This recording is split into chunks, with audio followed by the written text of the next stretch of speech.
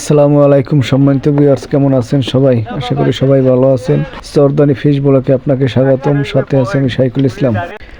আমরা আছি বর্তমানে বঙ্গোপসাগরে, আর যেখানে অবস্থিত করছি এটা হলো কোল থেকে দক্ষিণে প্রায় 50 কিলোর মতো দূরত্ব। আপনাদের দেখাবো জেলে বাইরে কিভাবে মাছ ধরে, এবং দেখেন নদীর কত সুন্দর ভিউ। শেষ বেলা, বেল ডুবো সময় জেলে বাইরা জাল ফালানো ছিল, নদীতে জাল টানার কাজ শুরু করছে, আর মোটামুটি মাছ অল্প অল্প আসা শুরু করছে। মাছগুলো হলো ফেহা মাছের পোনা এবং তপসী মাছও কিছু মোটামুটি হালকা পাতলা বাজে। তপসী মাছের অনেক দাম। এগুলো আমরা মূলত আসছি এই তপসী মাছ ধরার জন্য।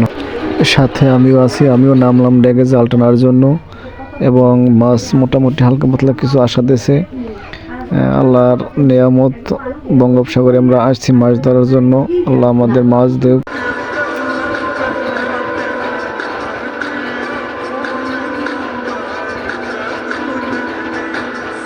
জাল টানার কাজ শেষ করলাম, আর মাছ ছাড়াই আমরা খেঁচিতে রাখলাম। মাছ মোটামুটি আল্লাহ দিছে, বেশি একটা সুবিধা হয় নাই।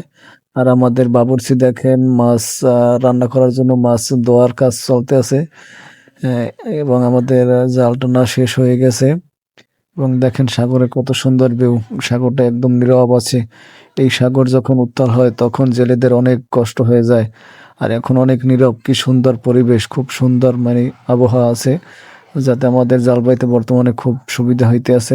ভালো লাগা থেকে ভালোবাসা, ভালো লাগতে লাগতে ভালোবাসা হয়ে যাবে ইনশাআল্লাহ।